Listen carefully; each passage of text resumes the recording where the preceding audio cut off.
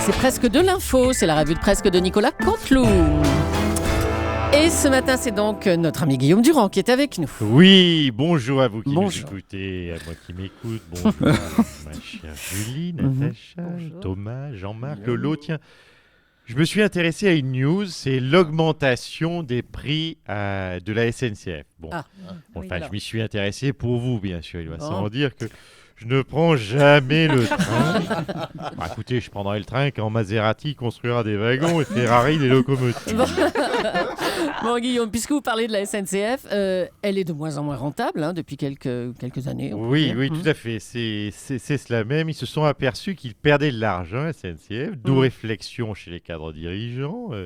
Quoi qu'on fait, on s'améliore pour attirer de nouveaux clients. Non, il y a plus simple. Ils ont trouvé la solution, on augmente les prix.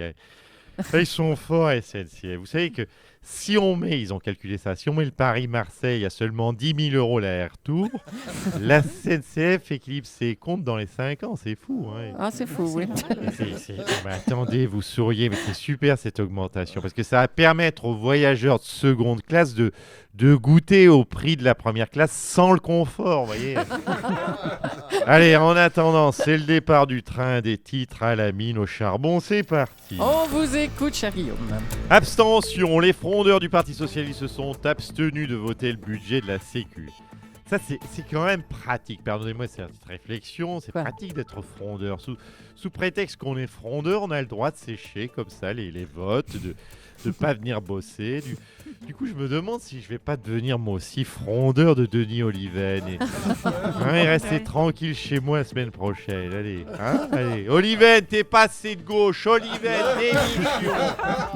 Arrêtez, Oliven, démission, mais vous êtes malade. Télé-réalité avec cette émission de D8 dont on a beaucoup parlé qui va déguiser les hommes politiques pour les plonger dans des métiers qu'ils n'ont jamais fait. Michel Yomari en gardienne de la paix, Bernard Accoyer en urgentiste. Il se murmure même que François Hollande participerait à cette émission. Non, d'accord. C'est vrai, ça ? Franchement, ils vont essayer de le déguiser en président de la République. Bon courage, les gars. Et puis, émission D8 encore. Dominique Strauss-Kahn aurait demandé à être déguisé en Rocco Siffredi, mais la production a refusé. Et puis, Zlatan au musée Grévin. Et oui, un joueur de foot dans un musée, c'est rare. C'est bien la première fois. Alors, pour réaliser la statue de Zlatan, il aura fallu 30 kilos de cire et 7 kilos d'or. 7 kilos d'or ? Ah oui, Zlatan, il est payé par le Qatar. Il a donc des parties génitales en or. Oui, Thomas, j'ai dit parties génitales parce que je sais que dans votre matinale, j'ai pas le droit de dire le mot couille en or. C'est vrai. Voilà, ma chère Julie. Merci beaucoup, merci Guillaume Durand. À bientôt, à la semaine prochaine. Venez, parlez pas de malheur quand même. Hier, François Hollande rendait hommage aux jeunes écolos tués dans le Tarn quand 2 militantes fémènes aux seins nus se sont ruées sur lui. François Hollande, bonjour. Oui, bonjour. Alors, quelle a été votre réaction quand la première a voulu se jeter sur vous, comme ça, les seins à l'air ? Ouais, tout de suite, bien sûr, j'ai crié à mon service d'ordre. Laissez-la passer, je suis célibataire. Je plaisante. On peut plaisanter quand même. Oui. Non, forcément, j'ai une petite frayeur. Franchement, j'ai cru que c'était Valoche, très très vénère. Puis après, j'ai vu qu'elle avait d'assez jolis seins, ronds, fermes, et pas mou et tombants. Donc j'en ai déduit que ce n'était pas Valoche. Oh, mais enfin, c'est terrible ce que vous racontez, mais vous êtes fou de dire un truc pareil. Ouais, ça va, hein. Oh, c'est bon, hein. Elle a balancé sur moi sur 350 pages. Hein. J'ai le droit de balancer sur 2 lignes quand même. D'accord, allez, règlement de compte. Merci, monsieur Hollande. C'est aujourd'hui... partout. Exactement. C'est aujourd'hui qu'a lieu le vote définitif des députés sur le projet de loi de lutte contre le terrorisme. Manuel Valls, bonjour. Oui, bonjour, Julie Leclerc. C'est important, hein. Oui, projet je de loi. le crois. Et je souhaite donc interdire à la vente libre tous les produits qui servent à ces terroristes. Attendez, les produits qui servent aux terroristes, les explosifs et les kalachnikovs, mais ces produits ne sont pas en vente libre. Non, mais Madame Leclerc, je vous parle de ceux qui, terrorisent vraiment notre pays, les clowns. Du coup, j'interdis à la vente les coussins péteurs, les poêles à gratter, les tartes à la crème, pain d'air, Grus, Bouglione ou Messrine, même combat, tous, dans le même sac. Dis donc. Voilà. pas se faire emmerder par des clowns. Merci beaucoup, monsieur Valls. Merci. Puis-je intervenir? Ah bah, c'était pas prévu, mais allez-y, monsieur Le Pen. Pardonnez-moi, oui, bonjour à toute votre smala. Vous noterez, n'est-ce pas, et que le seul clown qui ne déborde pas, c'est le clown blanc. Voilà, Ah, c'est tout. le Bon clown. entendeur. Voilà, bon, bah merci d'être passé. Hein. Un mot de ce séminaire de luxe organisé par le Pôle emploi de Loire-Atlantique qui choque Emmanuel Macron, un relais château face à la mer avec un restaurant 2 étoiles au Michelin. Pour parler chômage, c'est un petit peu choquant, hein, monsieur Écoutez, Macron. Mais pas du tout, cher Jules Leclerc, car nous y avons pris une décision importante pour le futur.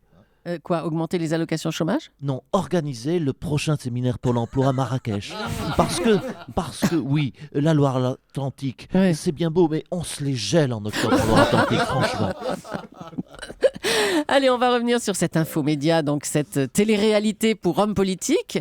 Valéry Giscard d'Estaing, vous feriez, vous, des émissions comme ça de télé-réalité? Oui, j'ai même été candidat à 186 reprises.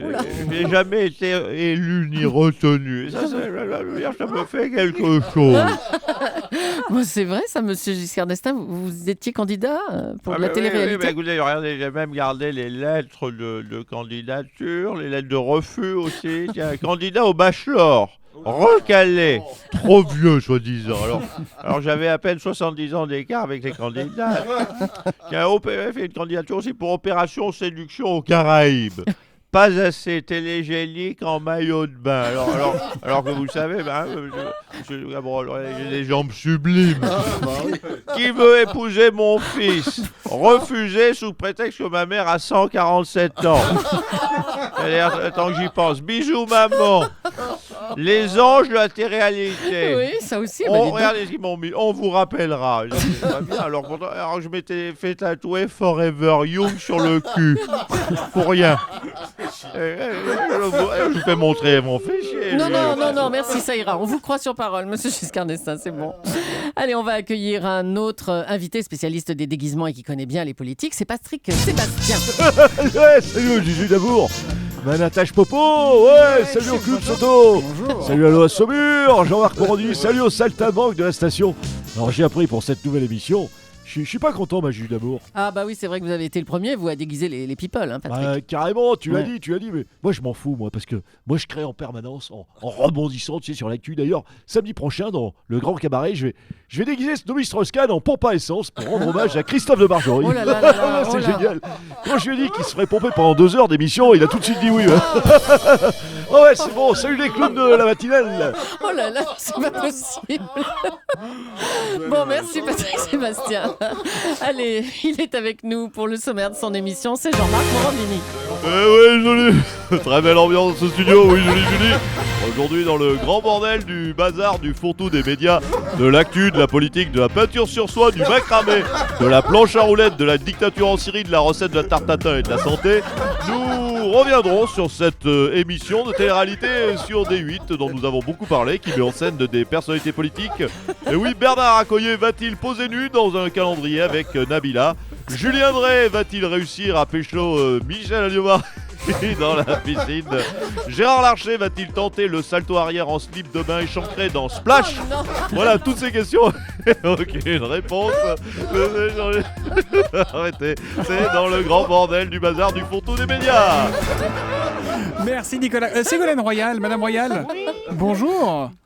Oui, Oui, bonjour. on vous entend pas du tout depuis quelques jours et le drame du barrage de Sivins. Pourtant, vous êtes concerné, vous êtes ministre de l'écologie, Madame Royal. Oui, c'est très bien observé, monsieur Soutou. C'est vrai qu'on ne m'entend pas car je suis sur vibreur. Et oui. Non, rien de sexuel, je précise pour messieurs Cabrol et Morandini, les deux esprits tordus du studio. Mais vous savez que le silence est une vertu, monsieur Soutou. Oui.